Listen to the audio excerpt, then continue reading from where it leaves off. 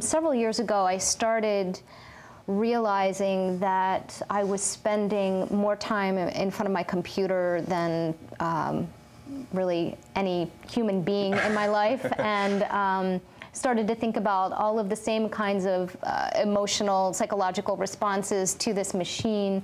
And so this piece is, there's an audio track that goes with it that sort of talks about this relationship, and it never is completely clear whether it's with a person or with a machine.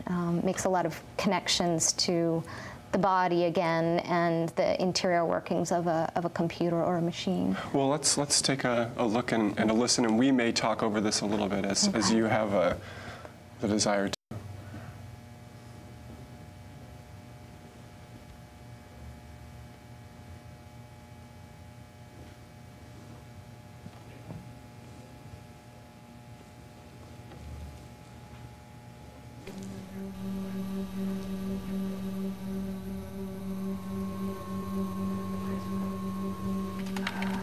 Okay, so what are we looking at here, Elizabeth? This is just the very beginning of the video leading into this idea of working on the machine and then sort of entering into it, I suppose. So I'm working with After Effects and was interested in playing around with layering up images of both the interior workings of the computer. Yeah, you're right in the guts of the computer. Yeah, exactly, and actually the surface of the body, the skin. Well, that's a relationship that probably almost every viewer who's watching right now will have a relationship with their computer that at times may be more profound and intense than with the people around them, even if they're with people that they love and care for. Right, right, exactly.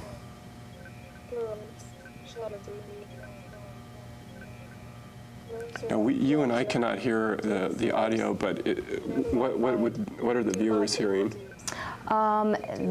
It's sort of a monologue of female voice, my voice, sort of talking about the challenges and the difficulties of communicating with this other entity, as well as some of the more positive connections, or I think there's a repetition of, I can't remember the exact language, your input, my output.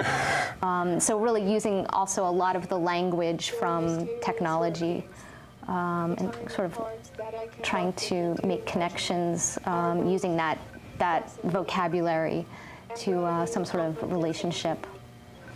Talk to me a little bit about video art itself, because we're going to look at a couple more pieces by you. This is a medium that is available to anyone who has an internet connection, so in that regard it's much more accessible. But it's not, we do see video art in galleries, but there's also kind of a different way of displaying than people would normally expect from a piece of art. In a gallery situation.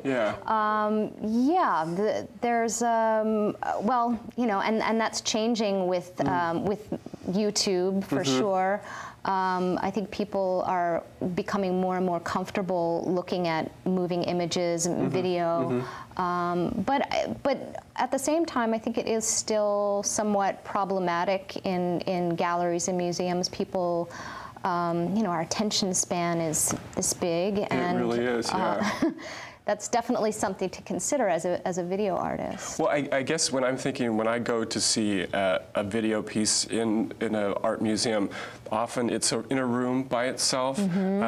It's quiet, it may be full, it may be empty, but you come in, usually in the middle of the video, you sit down.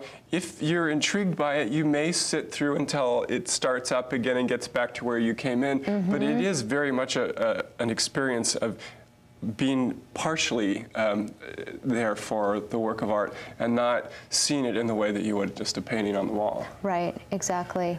Yeah, that's something that I've tried to be conscious of with my own work. I'm not necessarily interested in narratives, in telling stories with a beginning, middle, and end. So most of my work, I hope you could enter into that room halfway through and see a portion of it and still understand. And the power of the imagery would somehow convey whatever. Yes, yes, communicate some of the idea, and then I'd hope that you'd stay and see the whole thing from see it all the way beginning to end. through. Right. Well, let's. I think we're going to go to another piece, and I just want to show as much of your work as we can as we go on. So the next one, I got Everybody's Everywhere and Nowhere. Right, and these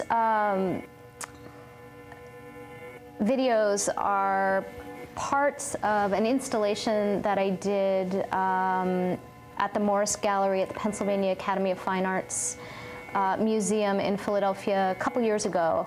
And the installation consisted of 3 projections. This was one of them, this flash animation, which is just a linear or an animation of a line drawing, and it's outlining my body as I walk through this space. There's a second projection that was a sort of a straight-on video, and then a third one that was a live transmission, webcast transmission from my studio in LA into the gallery in Philadelphia.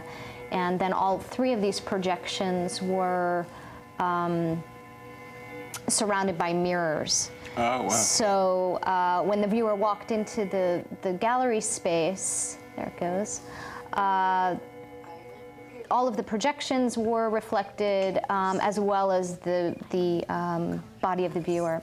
Now, this is you in your studio? No, this is an excerpt from the video. So the video shows imprints in the snow, writing in the sand, pieces of clothing that have been removed, but the sort of the imprint of the body remains. So, you know, it's interesting, this is a new kind of self-portraiture that, that you're doing in video. What do you want people to know about Elizabeth Leister, the artist, as you, you know, show these images that are integral to who you are? Who are you? It's a tough question. Wow. The humming and tuning sound of the machines outside. I'm not sure how to answer that. Who am I as an artist? Yeah, who are you trying to convey? What sort of a persona are you trying to project? Is it someone who's deeply serious, someone with a sense of humor? How would you describe yourself that way? You know, I think it sort of changes with the work. You know, early on, that installation, Delusions, a tongue-in-cheek boutique, I mean, there was a real sense of humor there. There was a definite sense of humor there, and it was a fun piece to do, but there were still ideas behind that project, and I think about that sense of humor and worry that maybe I've lost it, and maybe need to go back to that, because I think the work has become more serious. This piece actually has sort of a somber quality to it. Yeah. So. Yeah. But as you said, in both cases, you're really concerned about ideas.